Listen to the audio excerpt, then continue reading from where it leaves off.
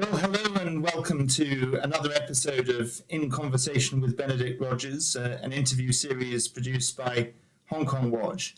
And I'm really delighted to be joined today as our guest by Steve Vines, a very distinguished journalist, writer and broadcaster who lived in Hong Kong for 35 years. And Steve, you moved to the city first as the Observer's Southeast Asia correspondent, then you worked for The Guardian, contributed to many other international media, founded the Eastern Express as founding editor, and then, of course, you had many years as a presenter on RTHK. And many other publications. And you're the author of several books, including your most recent, the excellent Defying the Dragon, which normally is on my book shelf behind me, Defying the Dragon, Hong Kong and the World's Largest Dictatorship.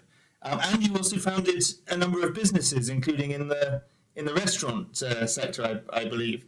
And finally, you're a four-time winner of Amnesty International's Human Rights Press Awards. So it's a great pleasure to have you with us today. Well, thank you so much. And I can assure you sales of the book are soaring into double digits. Excellent. That's very good. Steve, I know you've answered this question many times in the last couple of months, but for the purposes of our viewers, you came back to the UK very recently after 35 years in Hong Kong. Can you just tell us why you took the decision to leave Hong Kong? Well, first of all, I need to say it was a decision taken with extreme reluctance. I never assumed that I was going to leave Hong Kong. I was extremely happy living there. But I wasn't happy living under the new regime, and this was the problem. There's a level at which you can tolerate dislike of governments. I mean, everybody seems to me to be unhappy with the governments that rule them. But there's a level at which you can tolerate inconvenience.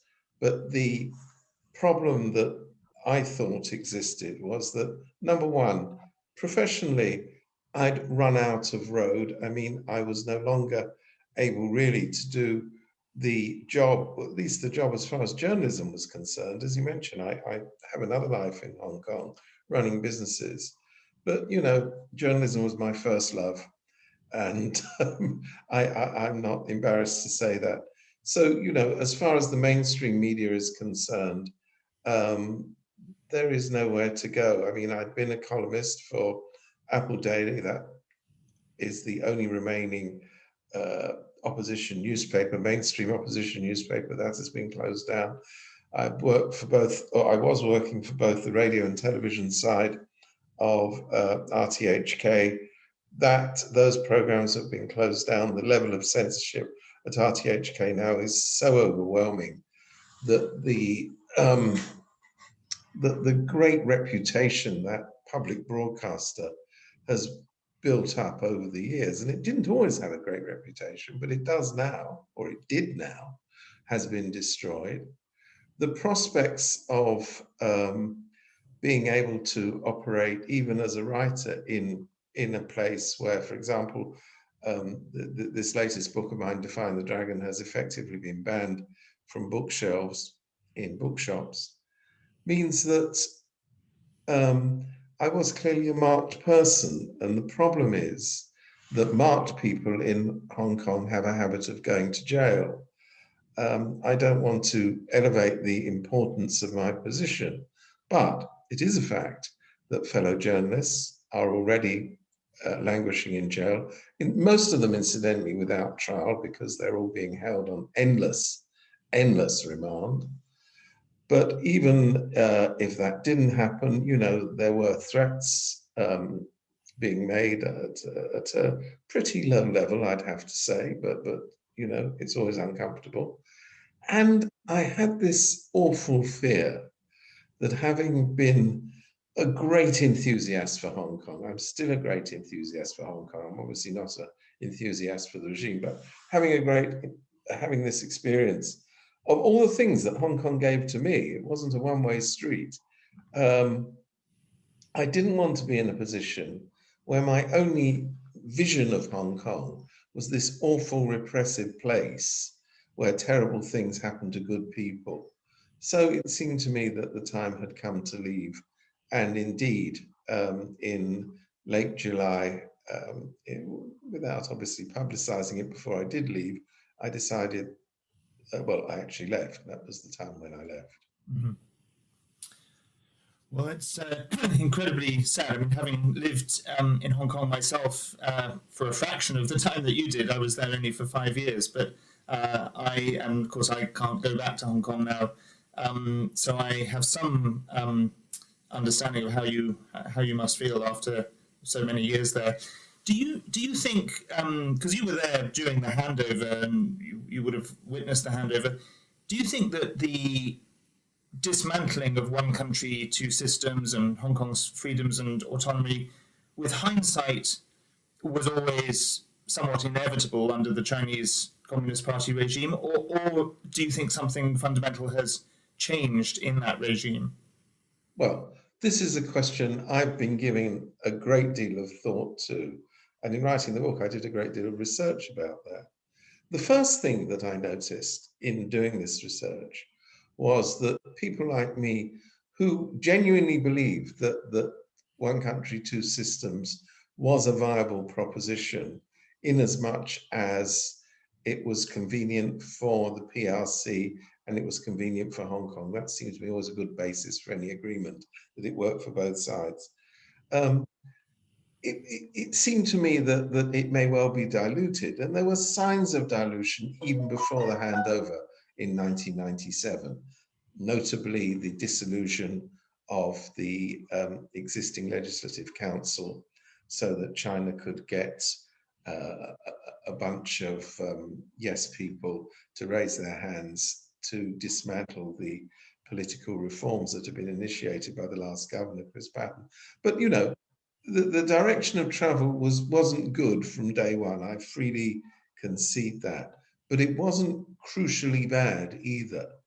But then I started looking more carefully at the origins of the one country, two systems theory, and more carefully at what Deng Xiaoping, the father of one country, two systems, had to say back in the 1980s, when the first inklings of this proposal for Hong Kong, which I would remind people was actually not designed for Hong Kong at all. It was designed to bring Taiwan back into the fold. But anyway, what Deng always very carefully said, and we should have paid much more attention to it, was it really was only designed to operate in the economic sphere.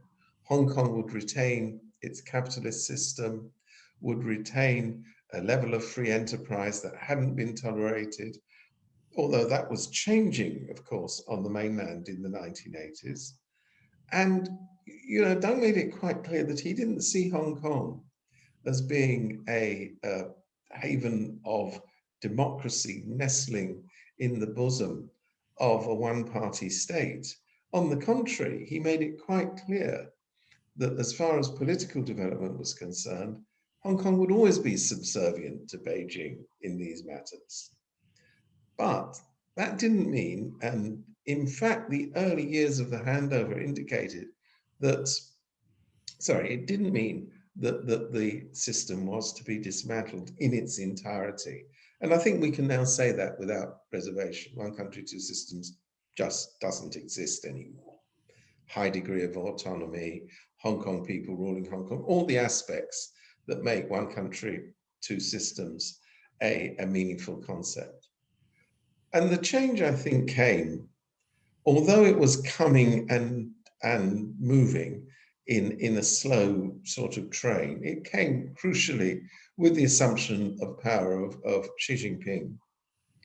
And again, I think people like me should have paid more attention to the ruthless way he set about eliminating all forms of opposition on the Chinese mainland. And when I say all forms of opposition, these are people prominent within the Communist Party. This wasn't opposition by avowed opponents of the system. They were people in the system who had a different concept, or indeed a different idea of who should be running the country other than Mr. Xi himself. So I think we should have paid more attention to that. And once that level of repression was underway on the mainland, it was, I think I can now use the word inevitable, that it would stretch down to Hong Kong.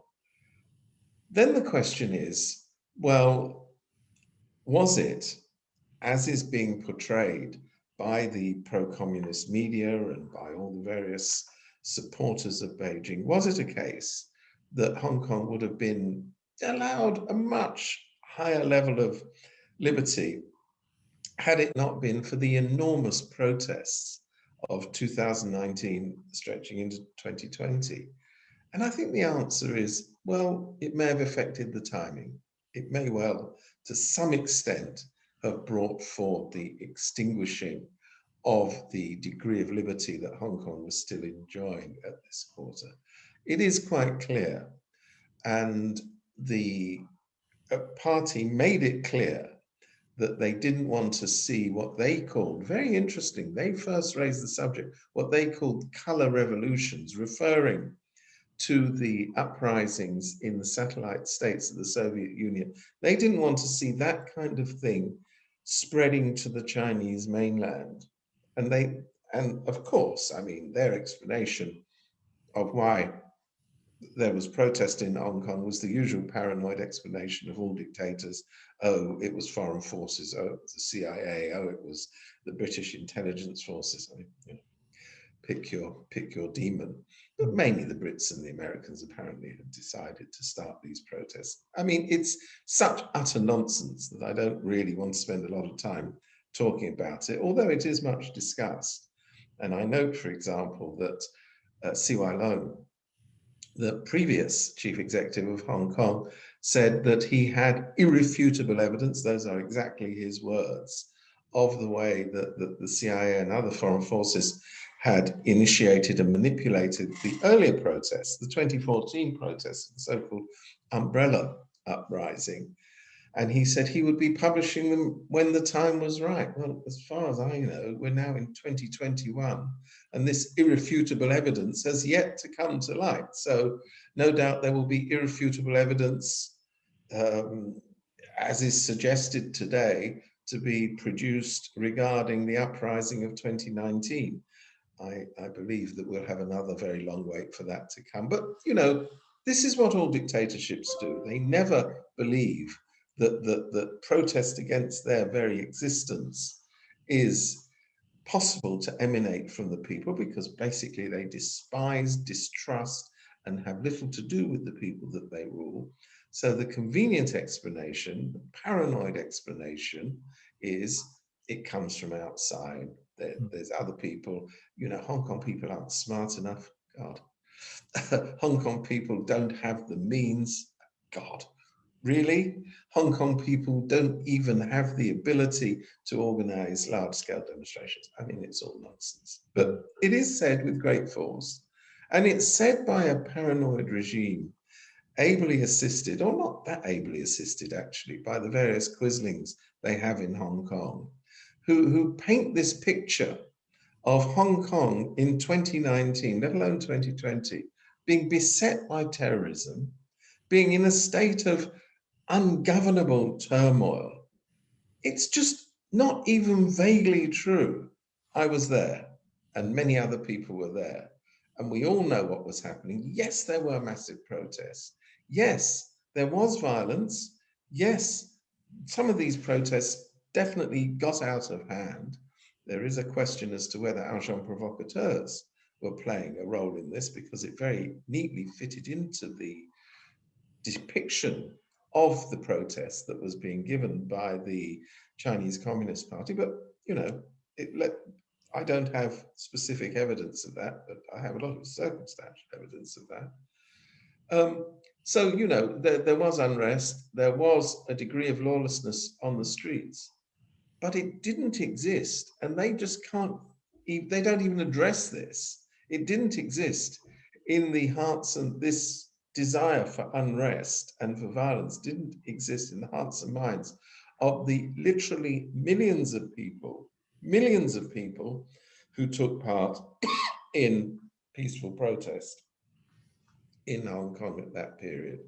So I now think that the one country, two systems, just to come back to the original point, the one country, two systems concept was probably untenable because no one party state can tolerate a high degree of independence, a high degree of autonomy, which is what was promised within its borders, because that just isn't how these regimes work. They do not like any challenge to the power of the central authority. So with hindsight, it was doomed.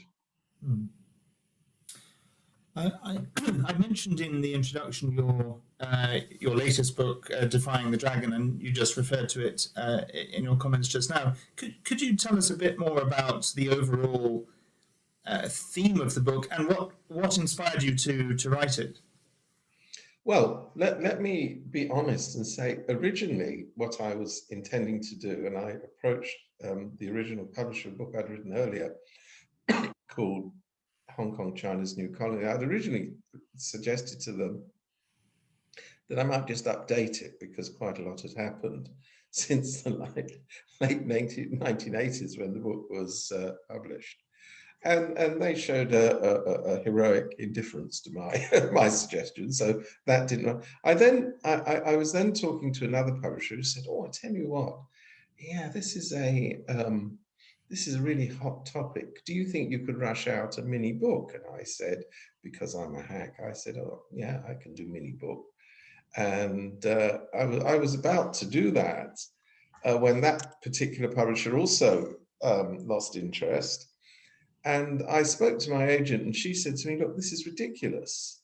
This is a big subject. It needs a proper book, and you better get down to writing it." So I agreed with her. She was right, but what I wanted to do was three things. Number one was, because I knew that history was going to be rewritten. I mean, other people are doing this. It's not just me. Because I knew history was going to be written, I wanted as much as possible to set down on the record what actually happened and why it happened before the Communist Party have done, which they have now done, and it was so predictable you didn't need to really think about it, portray the whole thing as an issue of violence versus restoration of order.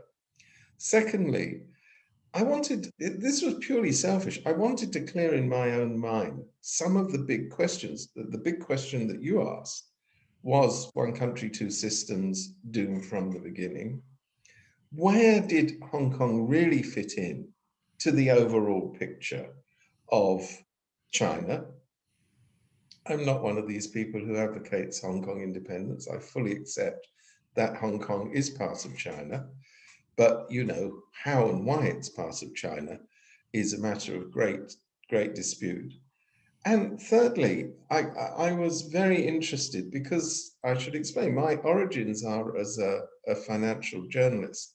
I was very, very interested in following up on this absolutely fascinating issue of the extent to which the leaders of the regime on the mainland, through their families, usually not directly, have got investments in Hong Kong and wanted to retain that escape route for their money, because the way that the regime works, and it's been demonstrated time and time again, is that if you fall during one of the power struggles, and all regimes eat their own children, so the possibility of falling is always considerable, you have secured outside the borders of the PRC great sums of money to ensure that your family and succeeding generations are well provided for.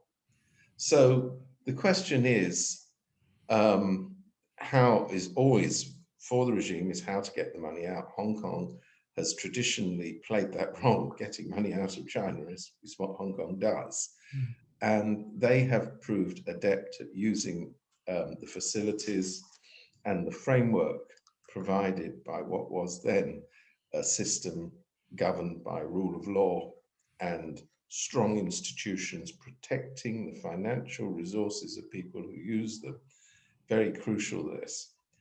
And following up on the money trail, and this was based, I'm quite open in saying, not on my own original research, but wonderful research done by, notably by the ICJ, the International Consortium of Investigative Journalists, I think it's called, and notably by Bloomberg, before they had reached an agreement with the authorities to cease investigating this subject so that they could continue to function in China. So there was a lot of groundwork done by others, not me, but I thought, if it was all put together, it would explain a lot. It would particularly explain why, as many of us feared in November and December 2019, China did not send in the troops, did not send in the armed people's police, which is what we thought was going to happen at that time, because they were conducting these highly publicized exercises, as you remember, in Shenzhen, and putting them on television. And it looked very terrifying. They're ready to come. The tanks are going to come, as they did in Tiananmen in 1989. So I thought, well, actually, why didn't they do that?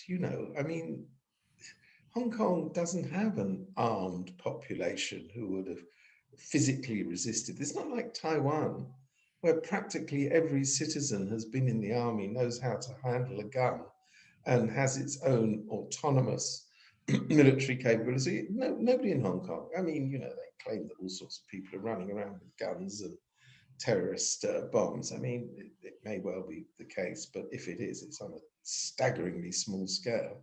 So there was no means for Hong Kong people to resist this.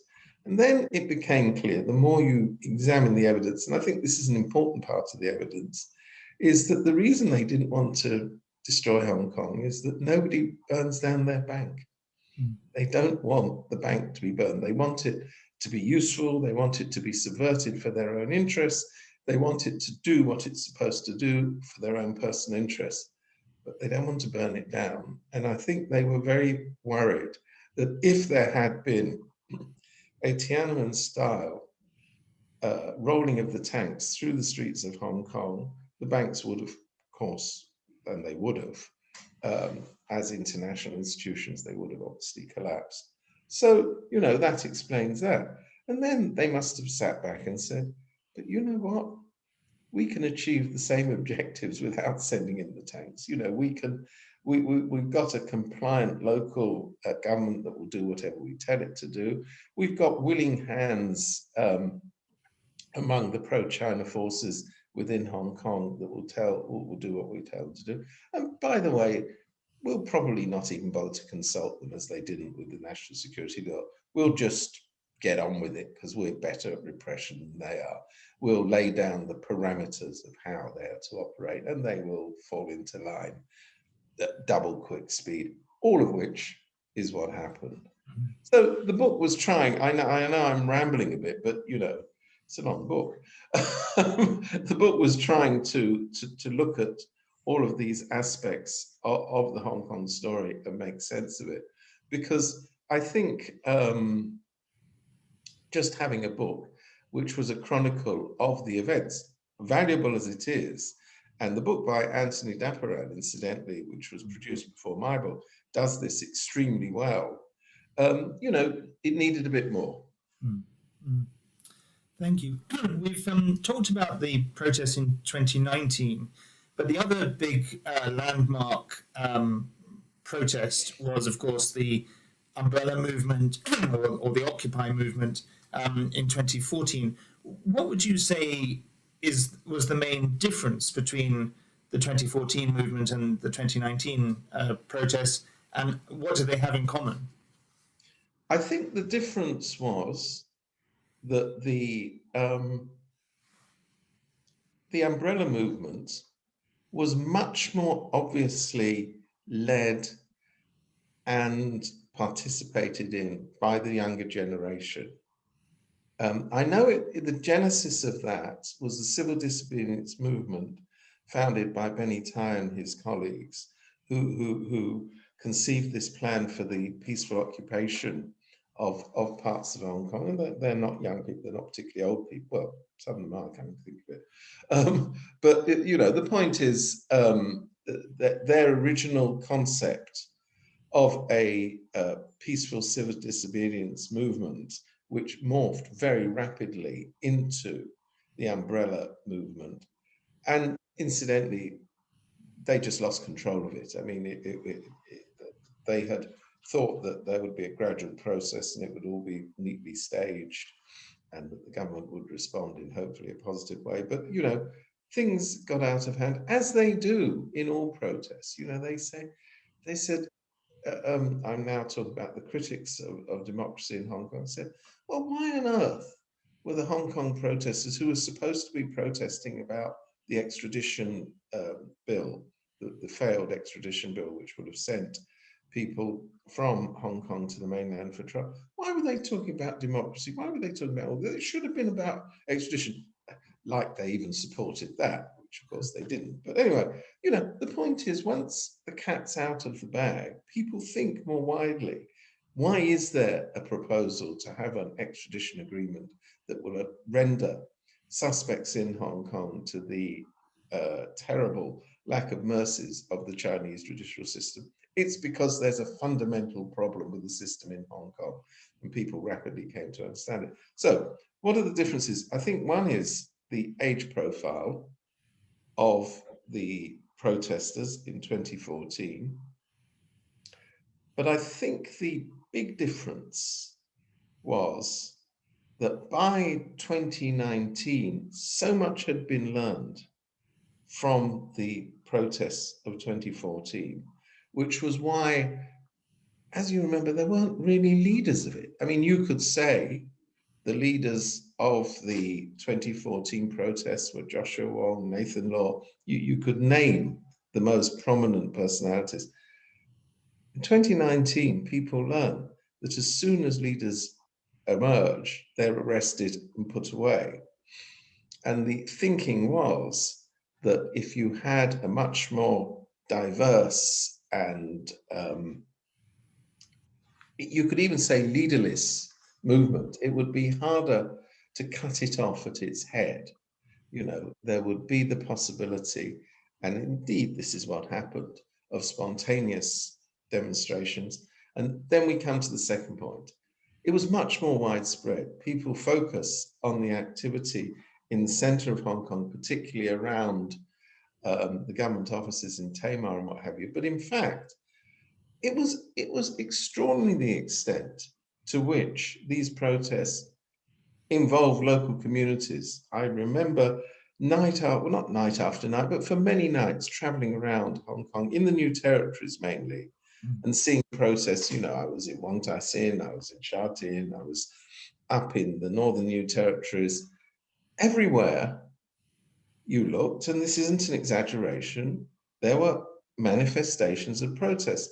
People will remember that some of those manifestations were, nobody could describe them as violent because they consisted of people going to the local mass transit railway station or somewhere like that and starting these so-called Lennon walls, where they were posting stickers supporting the democracy movement, covering the walls. It was a passive form of protest, very highly effective, all of course now removed. But the point was that you had a much wider age group, a much wider geographical spread of the protests, but at heart, they were about the same thing. They were about people worried about the diminution of liberty in Hong Kong, worried about the fact that the promises that had been made, and they were explicitly made, for a gradual evolution of democracy in Hong Kong were never going to be kept. So, they started for different reasons, but they ended up at the same place because the same place was the only place you could go, which was looking at the bigger picture. Yeah, absolutely. That's fascinating.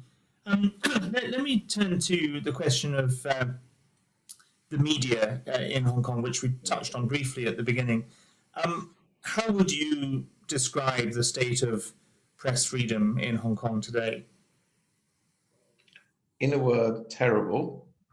But let me amplify that. I mean, Hong Kong used to be an enormously free and freewheeling media hub.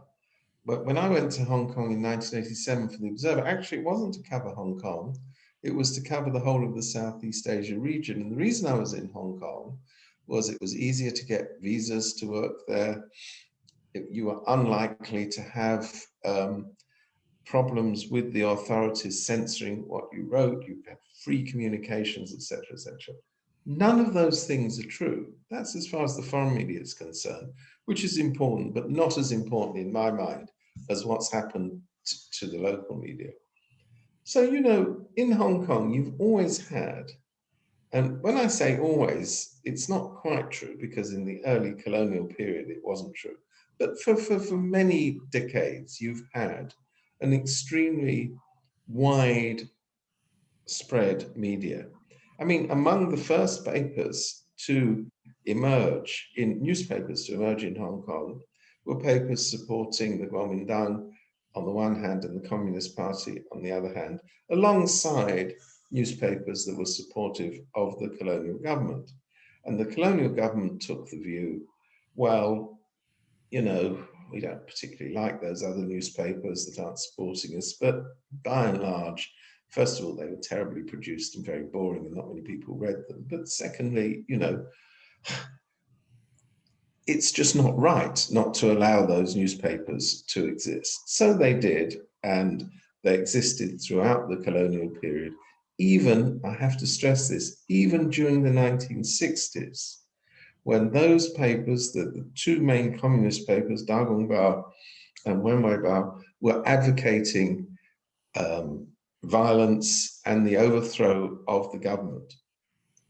It's also true that they encountered, I mean, understandably, in my view, some problems during that time, but they weren't closed down. Mm. And the level of violence in the 1960s, that really was a serious level of violence. Anyway, so you had a relatively freewheeling media atmosphere. You may say, well, only to the extent that most papers were published by large commercial interests, and you know, the average Joe couldn't start up a newspaper. Well, you know, come to Britain. I don't think the situation is significantly different. What is different, and it's different in Hong Kong and it's different in Britain nowadays, is the advent of the internet has indeed made it possible for citizen journalism to arise. And in Hong Kong, because Hong Kong is always an early adapter of new technology, citizen journalism has flourished in ways that it hasn't flourished in other parts of the world. So you now have purely online newspaper portals that had, because of course they're also under extreme pressure, far bigger readership than the established media. But, you know, where you had the possibility of publishing a mainstream newspaper, and there was only one of them, Apple Daily, that opposed the government. That's obviously ceased with the fact that Apple Daily has been forced to close down, its assets have been seized, its leading management and writers have been jailed. And you had the Hong Kong clinged to this marvelous thing, and I'm always a great believer in public broadcasting, of having a public broadcaster that wasn't a government mouthpiece, as of course the public broadcaster is on the mainland, but was what the public broadcaster is supposed to be: responsible to the public, responsible to giving a broad picture of what's happening to the people that it serves, not the people who govern it. It's a distinction which just isn't even vaguely understood on the mainland. They say the government pays for RTHK, it should be a mouthpiece of the government. So they transformed a much loved, and I say much loved because it's actually much loved, not just for its news coverage, but for its documentaries and drama programs which have become part of the Hong Kong DNA. This has all been destroyed. Its archive has been destroyed by the people who own it. I mean, what an act of vandalism has that been? So that's disappeared. But what lingers, and remarkably, and I don't want to tempt fate by saying too much about this, but what lingers is still online journalism, which survives in the midst of this heavy-handed repression. And everybody asks the question, and I do myself, how long will that last? I don't know. So here is one important difference between Hong Kong and the mainland. You still don't have in Hong Kong, you know, the great firewall of China, which prevents access to the World Wide Web. You still don't have the situation in Hong Kong, which prevails on the mainland, where you cannot freely use basic communication tools such as WhatsApp, Facebook, etc., etc. This you can still do in Hong Kong. Mm. But you look what's happening by the day. I mean, the government has gone to war with the main providers of these communication networks. The people, brave people, very brave people who still run online non-mainstream news outlets live in fear and trepidation of what's coming next, yet they are able at the moment to continue their work. So, you know, the situation is bad, it's getting worse, but it hasn't got to the stage of the mainland. Mm. Mm. Just turning from Hong Kong for a moment to look at the situation in Taiwan, particularly in the last few weeks with the unprecedented number of fighter jets flying over Taiwan's defense zone, the language coming out of Beijing. What are your thoughts on the future for Taiwan, particularly given the fact that what the regime has done to Hong Kong, it has done with impunity? It has, I mean, the US has imposed a few sanctions, but generally it's been met only with condemnatory statements, but not very much consequence for it. What are your thoughts on the future for Taiwan? I think the thing which I think most crucially is that the regime in Beijing has now totally given up what was in fact part of official policy, which was to work with the Kuomintang in Taiwan to achieve, if not a reconciliation, at least a working partnership under which Taiwan would be peacefully reunified with the Chinese mainland. The situation in Hong Kong is such that even the Kuomintang can no longer be an advocate of one country, two systems for Taiwan.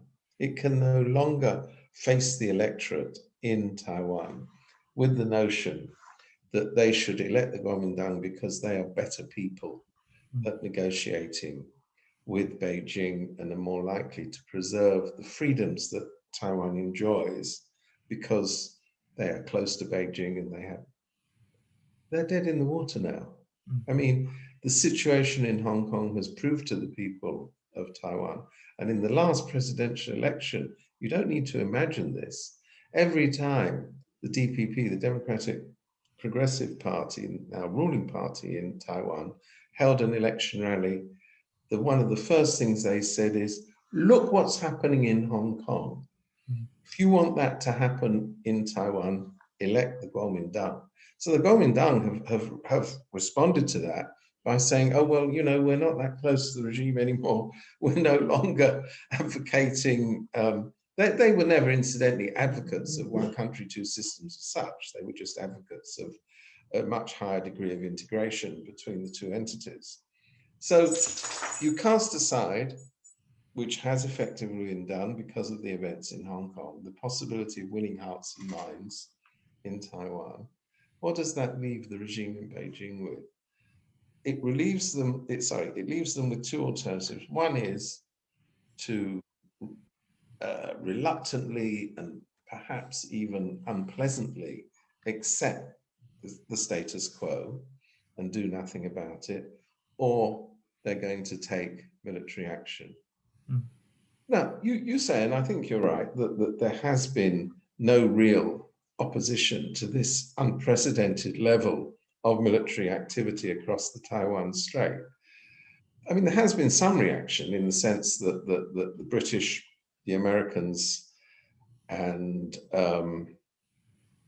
I think it's the French have been sending frigates, military, naval vessels into the Straits in a clear demonstration of support for the right to patrol international waters, because we mustn't forget these are indeed international waters.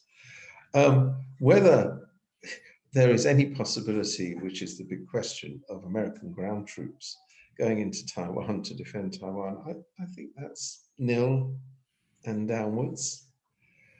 But does China want to become the international pariah that it would become if there was an invasion of Taiwan, if there was an enormously bloody war? Because that's what it would be. I mean, Taiwan is armed. Taiwan, it's true, doesn't have the capability of defending itself from the air against Chinese mainland missiles. But at some stage, the occupation of Taiwan would have to go from the air to the land. And at that point, you have a highly motivated, highly armed, perhaps not with as sophisticated weaponry as that which is possessed by the People's Liberation Army. But you have to look at the People's Liberation Army. When it's been involved in border wars, and it hasn't been involved in many, but notably it has in India, with India and Vietnam, it's always got a bloody nose. It hasn't proved itself as being a military force that is good at winning ground wars. And that was clearly the case in Korea, where both sides fought themselves to a standstill rather than either side emerging with victory. So I think that the Chinese leadership is always aware of one thing, which is self-preservation. I think it is constrained by the knowledge of the sheer logistic difficulty and the incalculable, because it really is literally incalculable, consequences of an invasion of Taiwan. Aside from the foreign side, foreign intervention, what would that mean to China standing the rest of the world? I mean, could they physically do it? I think they have to be thinking about this. I'm sure they are thinking about this. But you've always got, and this is the thing that keeps people up at night, this terrible situation where power now is so concentrated in the hands of one man in China, who increasingly has come to think of himself as being invincible because he has overcome all challenges from within and has faced down challenges from without. That Xi Jinping will consider himself invincible to a degree where he would attempt a crazy, and it could only be crazy, action in Taiwan to achieve what he says is his objective within his period of office, which is the reunification of Taiwan with the mainland. I mean, it keeps people up at night, and rightly so, because I think it is still a live possibility. But I think the consequences of it are also very hard. I mean, the true consequences of it. And, even if through China's enormous air power and missile superiority over Taiwan, it is possible to paralyze Taiwan as an independent entity, which is what it is. They still have, it's not an empty island. What's going to happen to all the people who live there, none of whom, or very, very few of whom, want to be part of the PRC? That much is clear. So I'm really wondering I think we're in a terrible situation where the logical consequence of an action such as this is counterbalanced by the sheer unpredictability of having an unaccountable dictatorship, confident of its power, in a very cocky mood. I mean, the government in Beijing at the moment thinks that it has dealt a decisive blow against the pesky interference from the rest of the world. It says, you know, the rest of the world wanted Hong Kong to be free. Well, we don't care. We don't care. We'll do our own thing there, and you can shout from the sidelines. But Hong Kong isn't Taiwan. Let me ask a penultimate question as we come towards the end of the conversation. Coming back to where we started at the beginning of this, you've come back to the UK after 35 years living in Hong Kong. What has it been like for you settling back into Britain, but also connecting with the many Hong Kongers who are also now settling in Britain? Well, I can tell you, I didn't come back enthusiastically. I mean, that sounds churlish because I was born in Britain. You know, I am British. And I'm not one of these people that went to Hong Kong because I hated Britain. That just isn't the case. It's just that I rather liked Hong Kong more. But you know, coming back has been bizarre because I find that what I thought was familiar is actually not familiar. And I do I gravitate towards things to do with Hong Kong. I can't deny that. So I'm living in St. Albans. I didn't even know before I got here that there would be a lot of Hong Kongers here. It's a small town, you know, why would there be? But, you know, I was first of all living in a service apartment because it seemed like a sensible thing to do before finding anywhere else to live. And I opened the door and I heard Cantonese. I went down the corridor and I heard Cantonese, and I realized this block, which was mainly service apartments, was full of other people who'd just arrived. So I instantly made contact with Hong Kongers who are here. And I've since made more extensive contact with Hong Kongers who are here. And, you know, my view is I would go back to Hong Kong like a shot if it was a possibility. But my view is it's been too much part of my life to detach myself from it. I can't see myself living here and saying, oh, well, yeah, that was a little episode in Hong Kong. Now let's get on with reality. The good thing about what Britain has done, and it's a very good thing, has been to open the doors to people who feel they have to leave Hong Kong, and they're doing it in great numbers.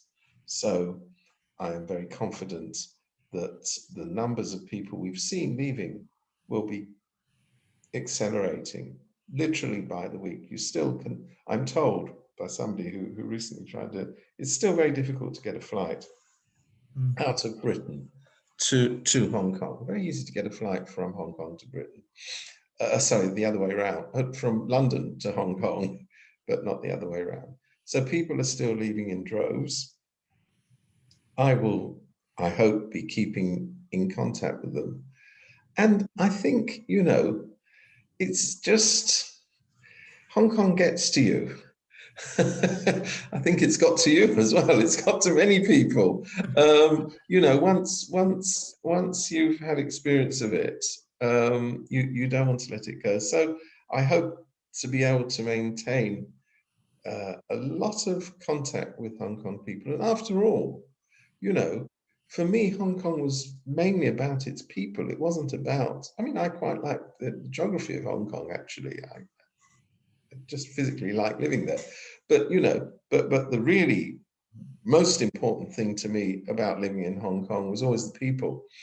And if I can maintain a high level of contact with Hong Kong people here, and with friends, incidentally, who are still in Hong Kong, albeit with some difficulty and with some caution, because we all know the level of surveillance that exists, I will definitely be doing that.